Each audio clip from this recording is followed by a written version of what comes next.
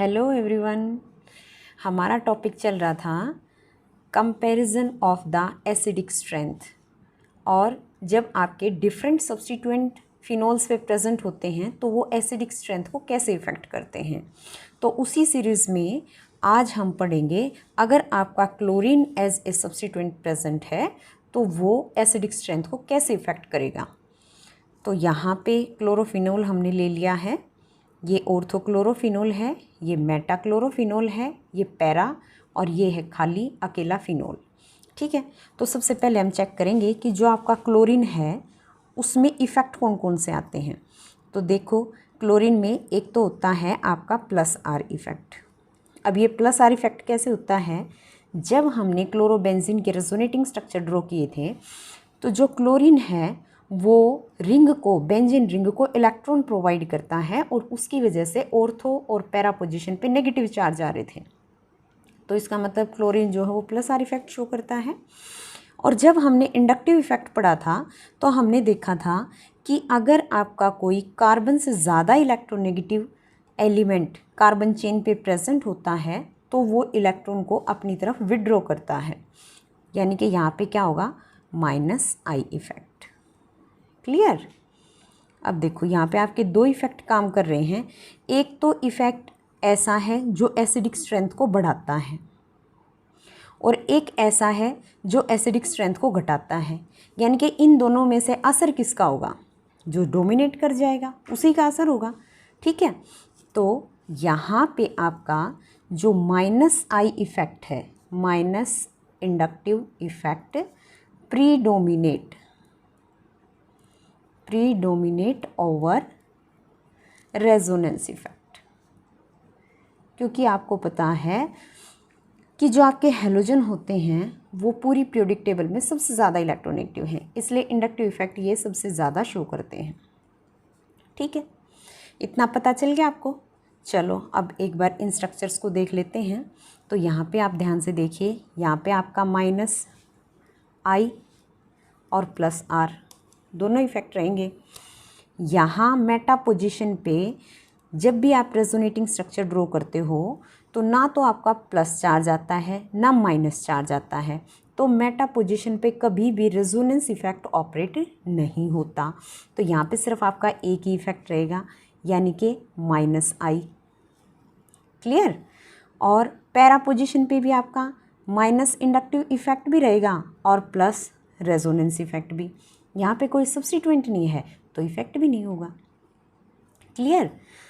तो अब इसकी एसिडिक स्ट्रेंथ को देखते हैं। देखिए,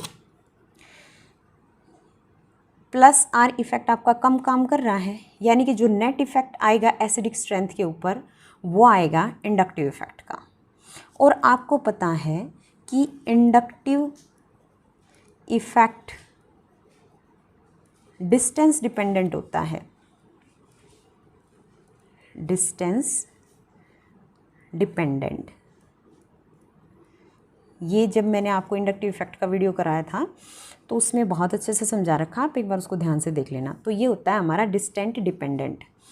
अब यानी कि इसका मतलब क्या है, अगर आपका क्लोरीन ग्रुप OH के नज़दीक है तो वहाँ पे इंडक्टिव इफेक्ट ज़्यादा होगा। अगर आपका क्लोरीन ग्रुप OH से दूर जा रहा है तो आपका इंडक्टिव इफेक्ट कम हो जाएगा।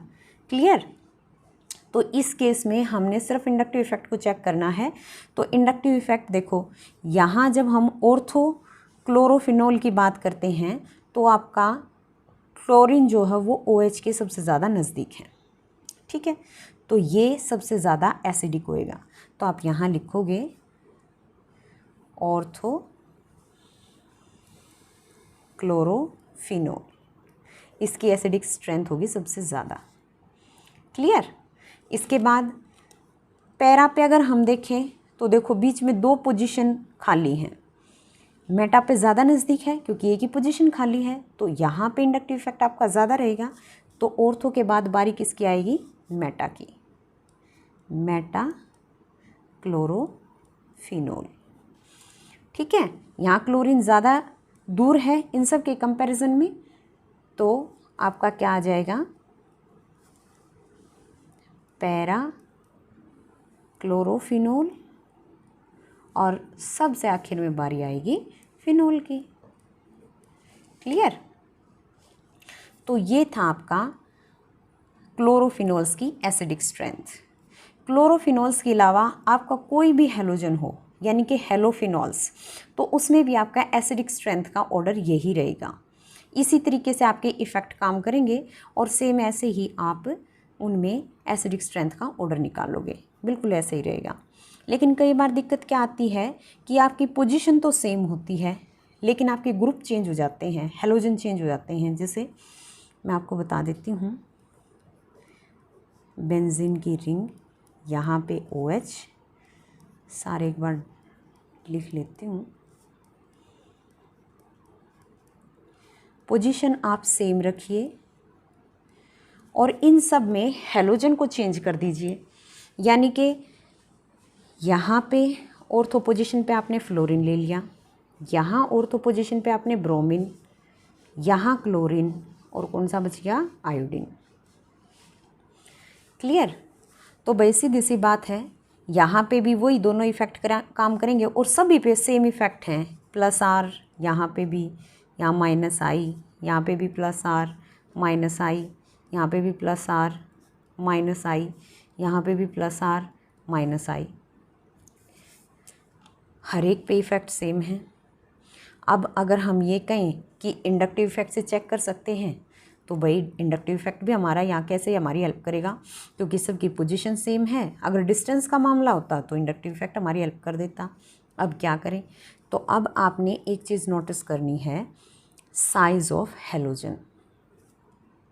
साइज़ कह लो आप इसको या ऑर्डर कह लो। देखो पूरी पीरियोडिक टेबल में फ्लोरीन आपका सबसे ज़्यादा इलेक्ट्रोनेगेटिव होता है। फ्लोरीन के बाद क्लोरीन, क्लोरीन के बाद आती है ब्रोमीन की बारी और ब्रोमीन के बाद आयोडीन की। As we move down the group आपको पता है इलेक्ट्रोनेगेटिविटी डिक्रीज़ होती है। और एक चीज़ आप और ध्यान रखेंगे कि जो सबसे ज़्यादा इलेक्ट्रोनेगेटिव होता है वही सबसे ज़्यादा एसिडिक होता है। यानी कि इलेक्ट्रोनेगेटिविटी और एसिडिटी एक दूसरे के डायरेक्टली प्रोपोर्शनल है। ठीक है, इलेक्ट्रोनेगेटिविटी और एसिडिटी एक दूसरे के डायरेक्टली प्रोपोर्शनल है। जिसकी इलेक्ट्रोनेगेटिविटी हाई होती है उसी की एसिडिटी भी हाई होगी, वही ज़्यादा एसिडिक स्ट्रेंथ को शो करेगा। क्लियर? चलो अब अगर हम इलेक्ट्रोनेगेटिविटी की बात देखें तो भाई ये फर्स्ट स्ट्रक्चर हमारा सबसे ज़्यादा एसिडिक होना चाहिए। ठीक है, फ्लोरीन के बाद बारी आती है क्लोरीन की, तो हमारा सेकंड स्ट्रक्चर सबसे ज़्यादा एसिडिक होना चाहिए, फिर हमारा थर्ड और उसके बाद होना चाहिए फोर्थ। लेकिन जब हम फ्लोरीन की बात करते हैं तो फ्लोरीन यहाँ H के साथ हाइड्रोजन बॉन्डिंग शो करेगा। क्या शो करेगा? Hydrogen bonding. और हाइड्रोजन बॉन्डिंग प्रेजेंट होने की वजह से इस फ्लोरीन की हाई इलेक्ट्रोनेगेटिविटी होने के बाद भी एसिडिक स्ट्रेंथ घट जाएगी। ठीक है, तो इसकी लेस एसिडिक स्ट्रेंथ के पीछे रीज़न क्या है? Due to hydrogen bonding. अगर हाइड्रोजन बॉन्डिंग ना होती तो हाई इलेक्ट्रोनेगेटिव होने की वजह से यही आपका सबसे ज़्यादा एसिडिक होना चाहिए था, जिसमें आपका fluorine as a substituent present है। तो अब बाकी ऑर्डर आपका सेम रहेगा। तो सबसे पहले आपका क्या आ जाएगा? ऑर्थो क्लोरोफिनोल, उसके बाद आ जाएगा ऑर्थो ब्रोमोफिनोल, फिर आपका ऑर्थो आइडोफिनोल और सबसे आखिर में आएगा ऑर्थो फ्लोरोफिनोल। सबसे हाई होनी चाहिए थी लेकिन सबसे कम क्यों होगी, तो ये चीज़ आपको समझ में आ गई होगी। और जब आप ये ऑर्डर लिखोगे तो आपको ये रीज़न भी साथ में ज़रूर देना पड़ेगा। आई होप ये कंसेप्ट आपको क्लियर हो गया होगा।